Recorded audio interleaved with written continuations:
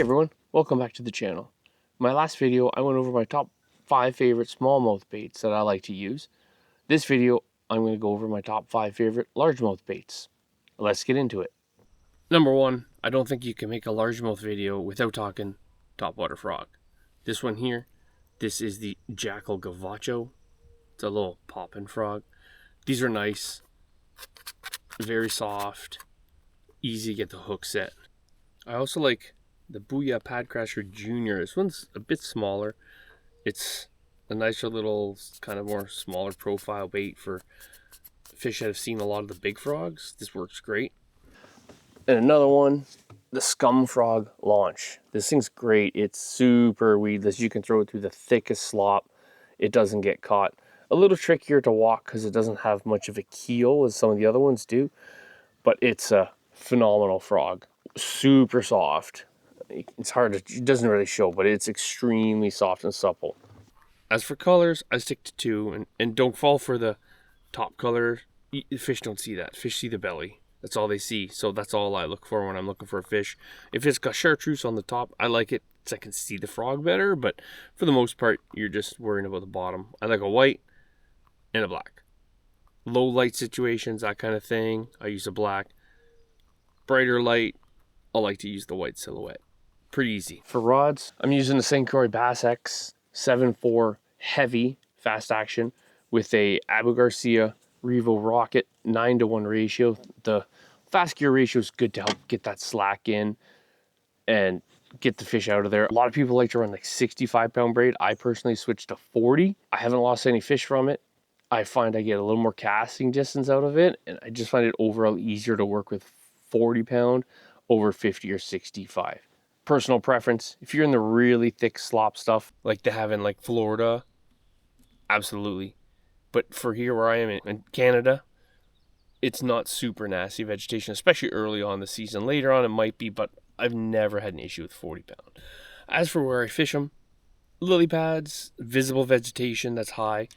In lily pads, I like to look for pockets or points, like dips in or dips out, little holes, that kind of stuff. Like to walk the frog, but you got to find the cadence that the fish like. Sometimes they like it really fast, other times they like it really slow. You just kind of have to go day by day or hour by hour just to see what they're like. And if you're walking them fast and you're not getting anything, well, slow it down.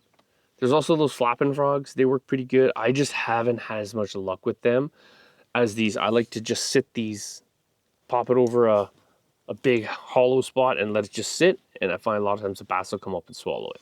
My next favorite bait, the good old chatterbait. This is Z-Man Jackhammer chatterbait in white with a Gary Yamamoto Zaco on the back as a trailer. I use these a bit more than the paddle tails. Sometimes I find there's already a lot of chatter going on. I don't always like the thump. It's just personal preference, but I've had pretty good luck with using these Zacos over the paddle tail. There's tons of different chatterbaits on the market, or bladed jigs. They're really called chatterbaits, the Z-Man trademark. I personally like the Z-Mans. Green pumpkin and, like I said, white are my 2 favorite colors. Black's pretty good too in really dark stained water. Here it is with the paddle tail on the back. Lots of kick. Works great too. They're fairly weedless. You can rip them through the weeds. Sometimes that triggers a strike. You can just chuck and wind.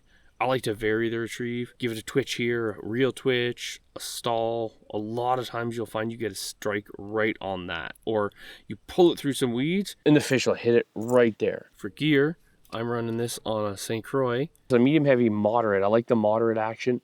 Gives it a little more deeper bend to help keep the fish pinned. This is paired with a Daiwa Tatula SV 100 reel. Awesome reel. I just got it. It's incredible. Casts so nice.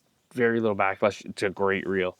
Maybe I'll make a whole video just on that one down the road. Where I like to use chatterbaits around weed edges, submerged vegetation that you can see, trees, any of the submerged stuff like that. Rip around docks is also a great spot to throw a chatterbait. Overall, it's a very versatile surge bait. I like them a lot. Next one, you can't go wrong with the jig. These are the dirty jigs. It's a flipping jig. I like to pair it with either the Z-Man. It's a palmetto bug. Got a little tent. It's not too aggressive. Or the classic Rage Craw. I like the Rage Craw because they pretty aggressive flaps and it slows the jig's fall down. You get a lot of bites on the initial fall, especially if you cast it near something or by a dock.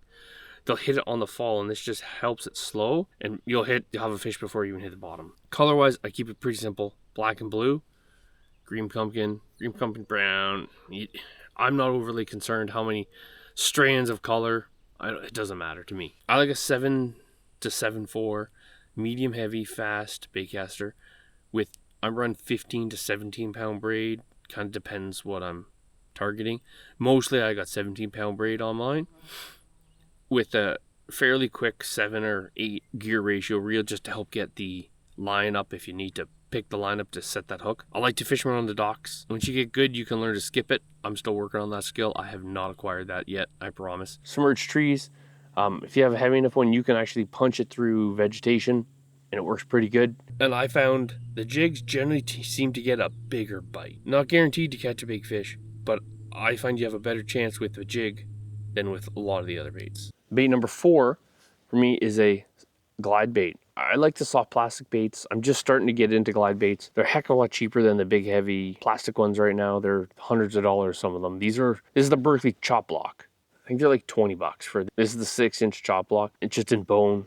Some random red dye from something that was too close to it that shouldn't have been. That was on me. These work pretty awesome. These have a nice stinger hook, and this pops out and it swivels, so when the fish is jumping, it doesn't actually shake the hook. This is a very nice feature on these baits. The chop block is a great one. There's also the Berkley Nessie, which is slightly slimmer profile. I had one, but I lost it to a pike a couple weeks ago, so I can't show you that one. I like either the bone color or a bait fish imitator, either a shad or a perch. You can't go wrong with any of those. They're all great. The bone I like as a general purpose. I like it a lot. I'm throwing this on a 7.4 medium heavy moderate baitcaster. Again, the moderate for the parabolic bend to help keep these hooks pinned. I'm running 15 pound fluorocarbon. It helps with abrasion. You know, I'll throw this around docks and stuff. Doesn't stop the toothy pike from getting it. You need a leader. If you're targeting pike or in heavy pike infested water, run a leader. It's not going to hurt. A nice subtle just twitch with these, and they just mimic. They move so well in the water. I did try to capture some B-roll. If it works, I'm going to overlay it on top because it looks so great underwater. The nice part about these is once you learn how to skip, you can skip these right up under a dock where no one else is getting to. And it's a nice bait. They sink super slow, so you can work it and you're not worried about hitting anything, getting caught. They're great baits. I like to also throw them around visible weed edges, kind of cast parallel with it and just twitch it on the outside of the weed edge. You look for something to come out and hammer it. Fallen timber trees is another great spot. I fish a lake that has this big tree down that's under a bunch, like 30, 40 feet of water underneath it. It's great. You just fish this around the edge and the big old largies will come up and grab it, no problem. And again, you got to watch out for the toothy pike because they do get it sometimes too. And last but definitely not least, how can you talk about largemouth without talking about the Senko?